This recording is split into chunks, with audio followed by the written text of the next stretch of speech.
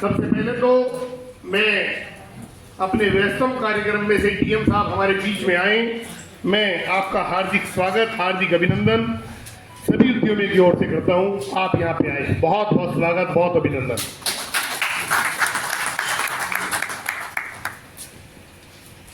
DM साहब, ये आज ESG की वर्कशॉप है, कुछ तो हम लोगों ने पहले समझ लिया, आपके आने से पहले थोड़ा सा हम लोगों ने 12:15 बजे स्टार्ट करा दिया था प्रोग्राम। तो ESG के बारे में, जो भी एनवायरनमेंट, सोशल एंड गवर्नेंस के बारे में जो इनके अधिकारी हमारे मेरठ से आए हुए हैं, हम आपका भी हार्दिक स्वागत करते हैं। आदरणीय सत्येंद्र भराना जी, आदरणीय गौतम जी, आपका भी हम बहुत स्वागत अभिनंदन करते हैं। और आपने बहुत अच्छी अच्छी चीजें बताई। डीएम साहब, वैसे तो आपसे हम लोग बहुत फंक्शंस में उसमें मिले ही हैं, लेकिन एक ऑफिशियली मीटिंग जो हम लोग उद्यमी आपके साथ करना चाह रहे थे, वो मौका हमें आज ही मिल पाया। तो मैं आपको थोड़ा सा शामली जनपद के बारे में बताऊँ। शामली जनपद एक बहुत छोटा सा जनपद है, ये आपको भी मालूम है, लेकिन यहाँ के उद्यमी, यहाँ के व्यापारी बहुत मेहनत से अपना कार्य करते हैं, अपना समय पे टैक्स देते हैं, समय पे अपने हर तरह के बिल भरते हैं, कोई किसी तरह का काम अपना पेंडिंग नहीं छोड़ते, पूरी मेहनत से सुबह से लेकर रात तक अपना कार्य अपनी इंडस्ट्री में बैठ के अपना पूरा समय पे करते हैं। इसलिए यहाँ के व्यापारियों को, यहाँ के उद्यमियों को बहुत भगवान की कृपा से तरक्की भी मिली है। मैं आपको बताऊँ, 2 वर्ष पूर्व हमारी कैरियर व्हील्स इंडस्ट्री है, प्रधानमंत्री जी ने पूरे इंडिया में शामली को चुना टॉप टेक्नोलॉजी के अवार्ड। हमारे आशीष जैन जी, आलोक जैन जी इसके अवार्ड देते हैं। प्रधानमंत्री श्री नरेंद्र मोदी जी ने इन्हें दिल्ली अशोक होटल में बुला के सम्मानित किया। CBCB में पहुंचे कि आप इसको अलाउ कर दीजिए।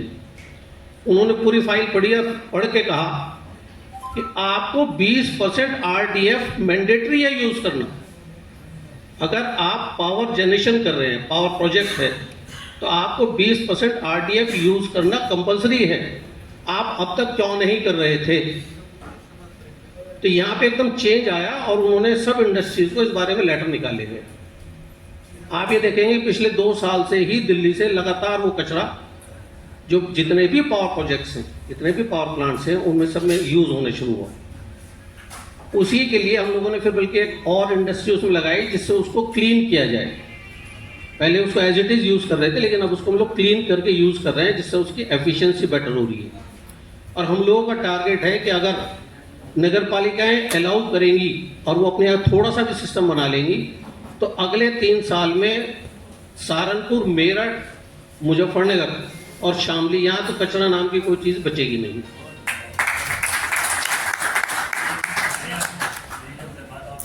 जी जी, मैंने आपको बताया था जी जी जी सर। उसमें ऐसा रहा कि हम लोग जैसे नगर पालिका में लगातार जो विजन है उतना नहीं प्राप्त हो सकता है। जी जी जी, हाँ जी। नहीं, आप जब आए थे फर्स्ट टाइम, तब मैं आपके पास आया था साथ, तब मैंने आपको बताया था। जी जी, जरूर सर। हाँ जी, हाँ जी जी। तो मैं आपसे सर यही कहूँगा, इसमें एक छोटा सा आपका सहयोग चाहिएगा कि जो हम लोगों ने इंडस्ट्री लगाई है इसको क्लीन करने की, इसमें से लगभग 40 से 50% मिट्टी निकलती है। ज़्यादातर तो वो मिट्टी फर्टिलाइजर में यूज़ किया जा सकता है, लेकिन अभी यहाँ चूँकि उसकी अवेयरनेस नहीं है, तो मैंने आसपास के गाँवों में जो हमारे अपने परिचित किसान हैं उनके यहाँ वो भिजवाई है, लेकिन उसका रिजल्ट 1 साल बाद निकलेगा। तो यहाँ जो भी इस्तेमाल होगा वो मिट्टी काफ़ी निकलती है, तो उसको डंप करने की जगह हमें बताई जाए कि उसको कहाँ डाला जा सकता है, क्योंकि वो मिट्टी निकलेगी जरूर। और ईंट रोड़ा निकलता है, वो NHAI वाले उठा लेते हैं अपने यहाँ। इसका मिट्टी का भी एक कंपल्शन है कि इसको NHAI के लिए भी मैंडेटरी है, लेकिन वो लोग चूँकि उन्हें नज़दीक से मिल जाती है तो वो लोग नहीं लेते हैं। हमारे पास इसका NGT का भी एक सर्कुलर है, जिसमें उन लोगों के लिए भी कंपलसरी है कि NGT जहाँ भी, ये NHAI जहाँ भी सड़क बनाएगा वो उस मिट्टी को यूज़ करेगा। तो आपसे चाहेंगे कि उसमें ये मेरी भी कमी है कि हम लोगों ने आप तक उस चीज़ के लिए अप्रोच नहीं किया। मैं उस गलती को तुरंत सुधारूंगा। जहाँ तक सोलर का सवाल है सर, हम लोगों के यहाँ 1.5 मेगावाट सोलर प्लांट लग गया, शुरू हो गया। इस टाइम ट्रायल बेस पे चल रहा है। जैसे ही वो लोग NOC देते हैं कि ओके हो गया, तो हम सर आपसे चाहेंगे कि आप आएँ और उसका उद्घाटन करेंगे।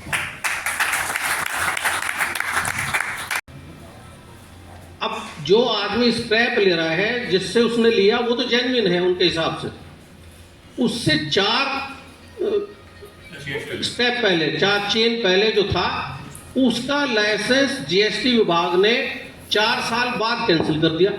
सो मोटो उनका लिखा रहता है, सो मोटो, और चूंकि वो कैंसिल कर दिया तो उस 4 साल में जो उसने ट्रांजैक्शन की हैं वो सब उनके हिसाब से अवैध हैं। तो सर इसमें इंडस्ट्री का क्या कसूर है?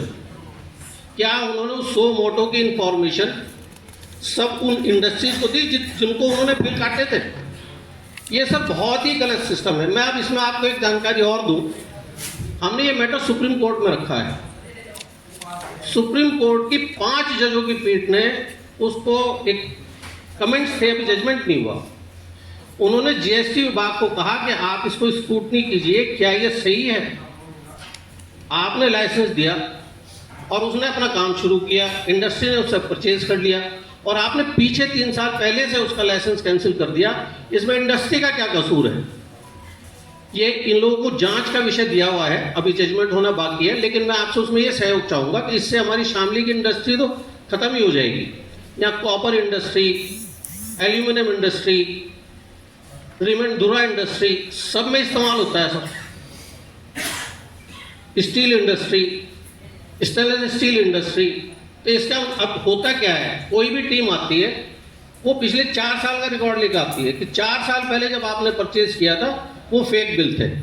उसे कौन जस्टिफाई करेगा कि वो फेक था, क्योंकि हमने सो मोटो कैंसिल कर दिया था। मैं आपसे एक बात जरूर चाहूंगा कि आप इस तरह का जो यहाँ पे काम हो रहा है उसमें प्लीज इंडस्ट्री को सपोर्ट कीजिए। ये बिल्कुल निश्चित है कि इंडस्ट्री के अगर आप यहाँ टर्नओवर, जैसे अनुज भाई ने बताया था, अगर पिछले 4 साल का आप रिकॉर्ड निकलेंगे तो ड्रास्टिकली हाई है।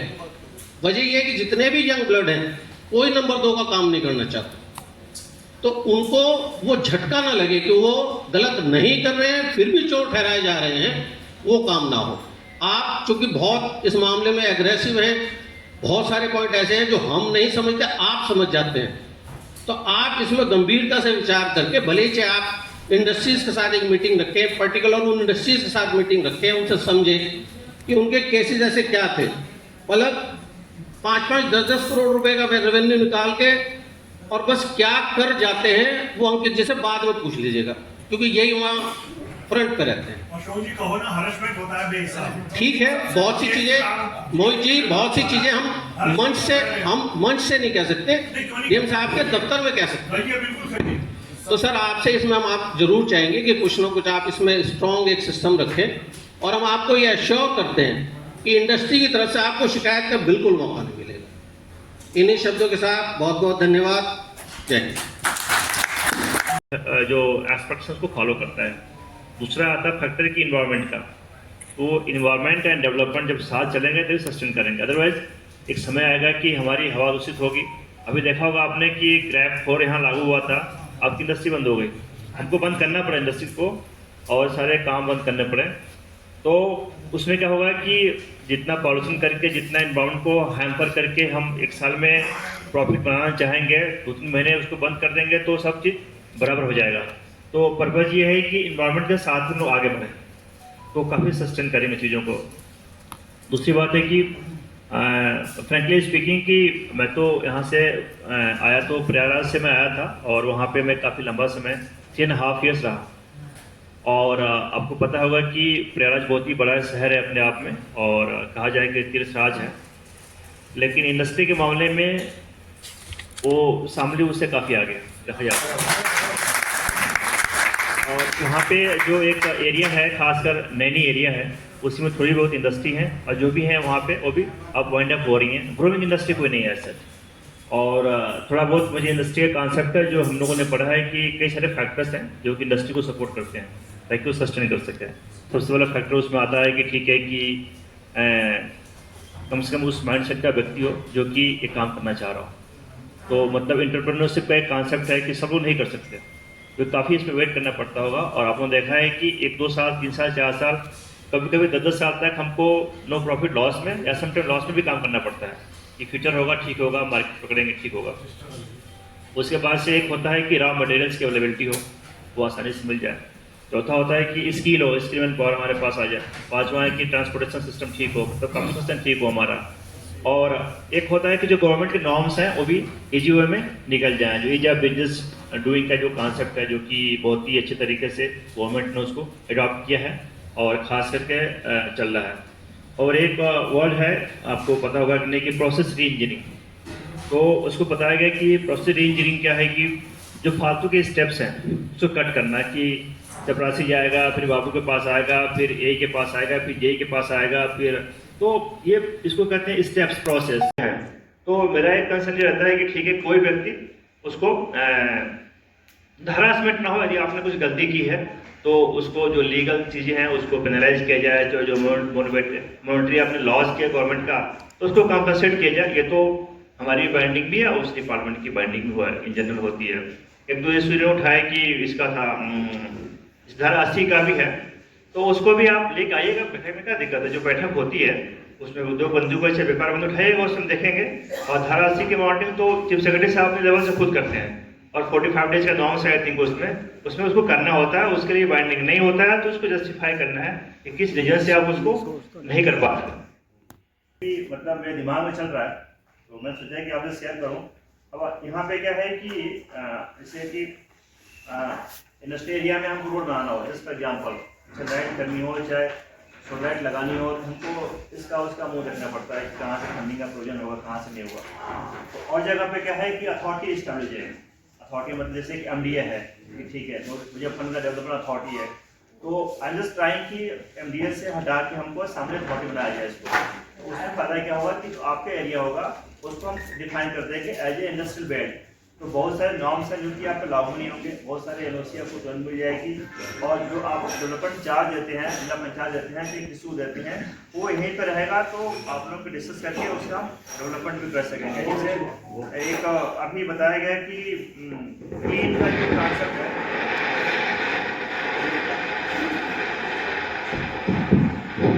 जो एक क्लीन चीज़ों का कॉन्सेप्ट है कि हमारी इंडस्ट्री बहुत ही क्लीन हो, और जब वहाँ जाए तो अलग से फीलिंग आई। लेकिन एक दो इंडस्ट्री एरिया हैं जहाँ पे मैं विजिट किया हूँ, तो हो सकता है कि जो उसको मेंटेन करता हो उसका जो सेटिस्फैक्शन उस लेवल का हो, लेकिन मुझे कहा जाए पर्सनली तो मुझे सेटिस्फैक्शन नहीं मिलता है कि जो इंडस्ट्री है वहाँ पे क्या होते हैं, प्रोडक्ट निकलते हैं बेसिकली। तो वहाँ पे हाइजीन एंड सैनिटेशन का जो लेवल होना चाहिए बहुत ही हाई लेवल का होना चाहिए। कि हो सकता है कि मान लीजिए कि यदि कैरियर व्हील्स ही बनता है तो इसमें भी आसपास गंदगी न हो, उससे जो बाहर का आपका, जैसे आपको एक्सपोर्ट करना है, तो जो बाहर का जो कस्टमर आता है तो आपका क्या बन रहा हो, तो उसके बाद की बात आएगी। फर्स्ट ऑफ ऑल वो देखता है कि इसका एनवायरनमेंट कैसा है, कि कैसे दिखती है इंडस्ट्री, कैसे लोग रहते हैं, इनका ऑफिस कैसा है, एम्प्लॉय कैसे हैं इनके, इन्होंने क्या जनरल हाइजीन क्या है, कनेक्टिविटी कैसी है। तो ये सब चीज़ें मेंटेन हो गया तो प्राइवेट पैसा है जो हमारे चीज़ों का इम्पैक्ट आता है, इससे जाता है। देन आता है कि ठीक है कि आप कैसे, उनसे बिहेवियर कैसा, आप ये काम करना चाह रहा हूँ। तो मतलब एंटरप्रेन्योरशिप का एक कॉन्सेप्ट है कि सब लोग नहीं कर सकते, तो काफ़ी इस पर वेट करना पड़ता होगा। और आपने देखा है कि 1-2 साल, 3 साल, 4 साल, कभी कभी 10-10 साल तक हमको नो प्रॉफिट लॉस में या समटाइम लॉस में भी काम करना पड़ता है कि फ्यूचर होगा ठीक होगा, मार्केट पकड़ेंगे ठीक होगा। उसके बाद से एक होता है कि रॉ मटेरियल्स की अवेलेबिलिटी हो, वो आसानी से मिल जाए। चौथा होता है कि स्किल हो, स्किल मैन पावर हमारे पास आ जाए। पाँचवा है कि ट्रांसपोर्टेशन सिस्टम ठीक हो, तो कंप्यूटर सिस्टम ठीक हो हमारा। और एक होता है कि जो गवर्नमेंट के नॉर्म्स हैं वो भी ईजी वे में निकल जाए। जो ईज ऑफ बिजनेस डूइंग का जो कॉन्सेप्ट है, जो कि बहुत ही अच्छे तरीके से गवर्नमेंट ने उसको अडॉप्ट किया है और ख़ास करके चल रहा है। और एक वर्ड है, आपको पता होगा कि नहीं, कि प्रोसेस री इंजीनियरिंग। तो उसको बताया गया कि प्रोसेस री इंजीनियरिंग क्या है कि जो फालतू के स्टेप्स हैं उसको कट करना, कि चपरासी जाएगा, फिर बाबू के पास आएगा, फिर ए के पास आएगा, फिर जे के पास आएगा, फिर तो ये इसको कहते हैं स्टेप्स प्रोसेस। तो जितने लेवल पे फाइल जाती है तो देयर इज ए पॉसिबिलिटी कि उतना डिले हो, उतना करप्शन हो। तो एक प्रोसेस इंजीनियरिंग का कॉन्सेप्ट है, इसको देखते हुए गवर्नमेंट ने सब चीज़ें अब ऑनलाइन कर दी, और मैक्सिमम चीज़ों क्या किया है, टाइम बाउंड कर दिया है कि इतने दिन में आप नहीं करते हैं तो इट विल बी एज्यूम्ड कि आपने कर दिया। जैसे फायर की नोटिस होती होगी, देखा आप लोगों ने कि ऑनलाइन नहीं कि इतने में नहीं किया तो एज्यूम हो जाएगा कि कर दिया। तो एक तरह से उस गवर्नमेंट सर्वेंट की या डिपार्टमेंट की लीगल बाइंडिंग हो जाती है कि जो निर्धारित टाइम में उसने ये कार्य को करे। दूसरी बात है कि जैसे 2-3 इशू उठाएं आप लोग, और कोई चीज़ करनी हो तो मेरा मानना है कि उसका फॉलो बहुत जरूरी है। एक बार बहुत पहले मुझे याद है कि यहाँ माननीय मंत्री जी नंदी जी आए थे, तो आई थिंक किसी के घर गए थे, कोई मुझे याद नहीं है किसके घर गए थे। अच्छा, आपके घर गए थे, तो वहाँ पे मेरी मुलाकात हुई थी और नंदी जी मेरे बहुत ही क्लोज हैं, हम लोग साथ में प्रयागराज रहते हैं, तो ही जस्ट लाइक मतलब बड़े भाई आप कह सकते हैं। तो वहाँ पे जीएसटी की बात उठी थी कि ठीक है कहा जाए, लेकिन हमारे पास कोई चीज़ जब तक आएगी नहीं, किसी फोरम पे डिस्कस नहीं होगा तो कोई समाधान नहीं होगा। हमें हल्ला करेंगे, सुन लेंगे, चले जाएंगे। तो मेरा एक इसमें कंसर्न ये रहेगा कि जो एक व्यापार बंधु की चौदह बंधु की बैठक होती है, जो कि लीगल बैठक है, गवर्नमेंट के नॉर्म से, गवर्नमेंट ने हमको कह रखा है कि ये आपकी बाइंडिंग है कि करना है आपको, हर महीने करते हैं। तो हमने देखा है कि जो इसमें इशू होते हैं तो बहुत ही सिली इशू होते हैं कि नाला नहीं बना उसका, तो बड़े इशू लेकर आइए ना, क्या दिक्कत है कि जीएसटी में काम कर रहा है। जैसे ये जो मैटर था, आपने कहा कि रिप्लेसमेंट की डेट से उसने कैंसिल कर दिया, तो हम डिटेल में जाएंगे और बताएंगे क्यों कैंसिल कर दिया। कर दिया यदि गलत था तो आप तब तक क्या कर रहे थे? ठीक है, आपने तो जीएसटी दिया, सारे रजिस्टर्स को फॉलो किया और आपको कहा जाए कि नहीं, जो 4 साल पहले किया आपका जो करस्पॉन्डेंस रहा, चाहे जो भी ट्रांजेक्शंस रहे, सब इलीगल हो गए। तो ऐसा नहीं होता है, ऐसा होता नहीं है कि भी कोई भी ऑर्डर होता है रेट्रोस्पेक्टिव लागू नहीं होता है, मतलब बहुत ही उस टाइप का ना हो तब तक लिए। और तो इसको यदि आप लेकर आते हैं तब डिस्कस करेंगे। और रही बात की एक बैठक होती है, उसमें जीएसटी के अफसर भी आते हैं, तो उनके सामने रखा जाएगा, उससे जवाब सवाल होगा, तो कम से कम लगेगा कि कोई उनको वॉच कर रहा है। ठीक है, वॉच नहीं होगा तो फिर खुला सारा कुछ भी करें। अब मुझे पता है कि एसआईबी टीम क्या करती है, मुझे एसआईबी क्या करती है, तो क्या होता है, आई नो एवरीथिंग। और एसआईबी की टीम आती है, उनके अपने गुर्गे लगे होते हैं, यहाँ आदमी बैठा होता है, वहाँ आदमी बैठा होता है, गाड़ी रोकते हैं, कभी कुछ करते हैं, आई नो एवरीथिंग। ये इकोसिस्टम चलता रहता है उसमें कि आए छापा मारा और उसको आई डोंट नो कितना गवर्नमेंट का रेवेन्यू मिलता है, कितना नहीं मिलता है। मुझे इन्वायरमेंट, सोशल एंड गवर्नेंस के वर्कशॉप में हमारे बीच उपस्थित अनुपम गुप्ता जी, हमारे जिले की डीएमडीएससी जस्मीन फौजदार जी, प्रमोद आर्यन जी, आशीष जैन साहब, अशोक बंसल साहब, अशोक जैन जी, अनुज साहब, निखिल गोयल साहब, और ऑफकोर्स सबका नाम मुझे याद भी नहीं है। और नाम में जैसे कहा था तस्वीर में कि नाम में क्या रखा है तो आपकी पहचानी बहुत बड़ा नाम है आपका। और मैं बहुत खुश हूँ कि सबसे अच्छी बात यह है कि जो भी यहाँ पे इंडस्ट्रिस्ट लोग हैं काफ़ी यंग हैं, और एक बच्चा भी पीछे बैठे हुए हैं, वो भी बहुत ध्यान से सुन रहे हैं बातें। तो आई एम वेरी हैप्पी कि ठीक है, इतना एक्साइटमेंट है, नहीं तो कहाँ एक्साइटमेंट नहीं होता है। कुछ चीज़ें हैं जैसे कि डिस्कस हुआ, और काफ़ी अंकित जी ने भी और बहुत लोगों ने मेरी प्रशंसा की, लेकिन ऐसा है नहीं। और इन लोगों का प्यार है, मोहब्बत है कि ये लोग सोचते हैं ऐसा। मैं तो अपना काम करता हूँ, इसलिए सरकार ने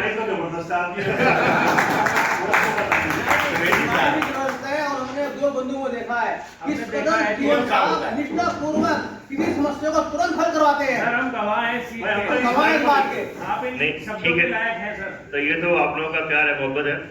और दूसरी बात ये है कि मैं दूसरी चीज़ बताऊंगा आपको कि इसका आज जो वर्कशॉप है, तो एक दो चीज़ें होती हैं, आपने पढ़ा होगा कि दो वर्ड होते हैं बेसिकली। एक तो होता है किसी चीज़ को मेंटेन करना, एक होता है सस्टेन करना। तो आपकी इंडस्ट्री चल रही है, बढ़िया टर्नओवर है, काफ़ी लोग को आपने एम्प्लॉयमेंट दे रखा है, डेट्स ओके, लेकिन इसको सस्टेन करना है तो दो चीज़ें होंगी इसमें। एक तो आपने देखा होगा कि जो बढ़िया इंडस्ट्रिस्ट होता है, चाहे जो एंटरप्रेन्योर होता है, वो सारे लीगल जो एस्पेक्ट्स हैं उसको फॉलो करता है। दूसरा आता है फैक्टर की इन्वायरमेंट का, तो इन्वायरमेंट एंड डेवलपमेंट जब साथ चलेंगे तो सस्टेन करेंगे, अदरवाइज एक समय आएगा कि हमारी हवा दूषित होगी। अभी देखा होगा आपने कि क्रैप फोर यहाँ लागू हुआ था, आपकी इंडस्ट्री बंद हो गई, हमको बंद करना पड़ा इंडस्ट्री को और सारे काम बंद करने पड़े।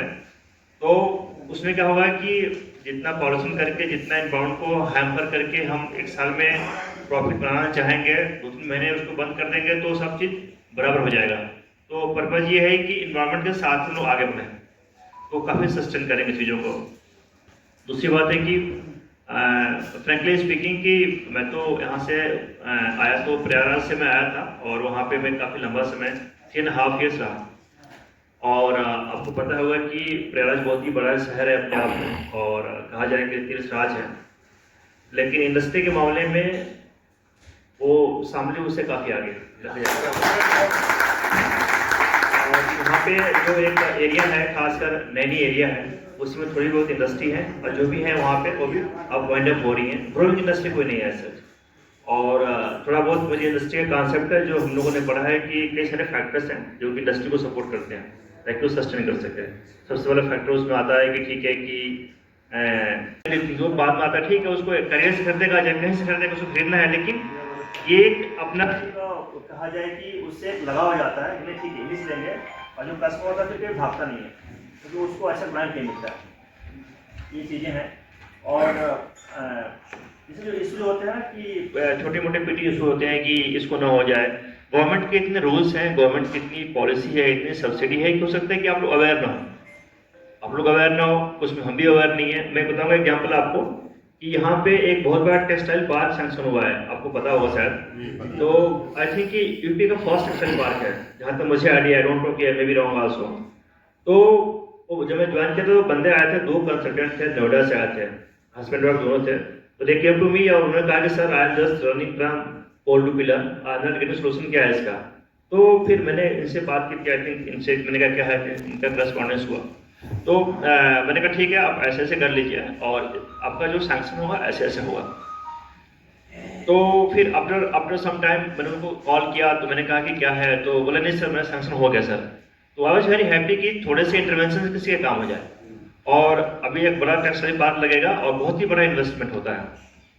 एक और भी इन्वेस्टर हैं जो कि हरियाणा के हैं, करनाल के, तो वो भी इस चीज़ से घूम रहे थे कि हमारा ये काम नहीं वो काम नहीं हो रहा। प्रॉब्लम ये है ना कि यदि इंडस्ट्री, देखिए अब किसी देश का यदि डेवलपमेंट होगा तो आपने देखा होगा कि यूरोप का डेवलपमेंट कैसे हुआ, वहाँ पे रेवोल्यूशन आई, इंडस्ट्रियल रेवोल्यूशन आया, तब उसका डेवलपमेंट हुआ। और रही बात कि इंडस्ट्री से कई फायदे होते हैं, तो हमारे यहाँ सबसे बड़ा ये होता है कि हमारा इंडस्ट्रीज बनता है और बहुत लोगों को रोजगार देता है वो, हाँ रोजगार देता है। और कई लोगों की जीविका, उनके बच्चे स्टडी करते हैं, पढ़ते हैं, तो उनका भी डेवलपमेंट होता है। और बिलीव मी कि जो इंडिया है, इंडिया में इतना पोटेंशियल है इंडस्ट्री का कि कहीं नहीं है। क्यों नहीं है? क्योंकि हम we are the biggest populous country in the world, ठीक है। तो जो हमारे कंज्यूमर है वो बहुत बड़ा कंज्यूमर है। दूसरे देश के लोग आके यहाँ बिजनेस करते हैं and they are just making money like anything, क्योंकि हमारी पॉपुलेशन है ना, तो जितने लोग रहेंगे उतना कंजम्पशन होगा, उतनी चीज़ें रहेंगी। तो आपको तो अपने चीज़ों को सेल करने के लिए, बेसिकली मार्केट के लिए कहीं बाहर जाना भी नहीं है। आपका मार्केट भी यही है, सब चीज़ यही है। उसको क्या करना है, थोड़ा चैनलाइज करना है और प्रोसेस, जो मैंने कहा प्रोसेसरी इंजीनियरिंग करना है। और मैं क्षमा चाहूँगा कि मेरे पास चीज़ें तो बहुत हैं, क्योंकि मेरा इंडस्ट्री में बहुत ही लगाव है, रुझाव है। इवन दो कि मुझे हर के स्टेप्स पता है, लेकिन मेरी एक मीटिंग है सहारनपुर में 3 बजे से, तो आई एम ऑलरेडी लेट। तो कभी भी होगा तो विल डिस्कस इन डिटेल्स। और मैं आपको ये एश्योर करता हूँ कि जो हमारे लेवल से होगा आपको कोई दिक्कत नहीं होगी। और आई विल ट्राई कि जो काम अन्य डिस्ट्रिक्ट में 10 दिन में होता हो, हम ट्राई करेंगे कि 2 दिन में यहाँ हो जाए, सब्जेक्टेड टू हम सारी फॉर्मेलिटी जो पूरी करते हैं। और कुछ चीज़ों को यदि कट भी करना होगा कि ठीक है ये प्रोसेस की रिक्वायरमेंट नहीं है, तो उसको भी हम कट कर देंगे। और मेरा एक सिंपल रिक्वेस्ट आपसे ये रहेगा कि जो उद्योग बंधु की बैठक होती है, चाहे व्यापार बंधु की बैठक होती है, तो उसमें इन सब मुद्दों को भी लेके आए। वहाँ पे क्या होता है कि लीगल डिस्कशन होता है, उसके जो मिनट्स बनेंगे वो गवर्नमेंट को भी फॉरवर्ड होते हैं और वो आपके लिए किसी कोर्ट में जाते हैं, कहीं जाते हैं, तो एक बैकअप रहेगा कि देखिए साहब डीएम के दस्ता बैठक हुई थी, वहाँ पे चीज़ें पॉइंट आउट हुई हैं, तो this matter is under consideration. Otherwise हो अल्लाह आप करेंगे, हम हाँ करेंगे, तो nothing will come out from there. इसको थोड़ा देखिएगा। और जहाँ तक मुझे लगता है कि इस एरिया में खासकर काफ़ी पोटेंशियल है। पोटेंशियल आई मीन कि पोटेंशियल का मतलब ये है कि जो इंडस्ट्री के नॉर्म्स है, बेसिकली जो रिक्वायरमेंट है, 4-5 रिक्वायरमेंट बताया मैंने,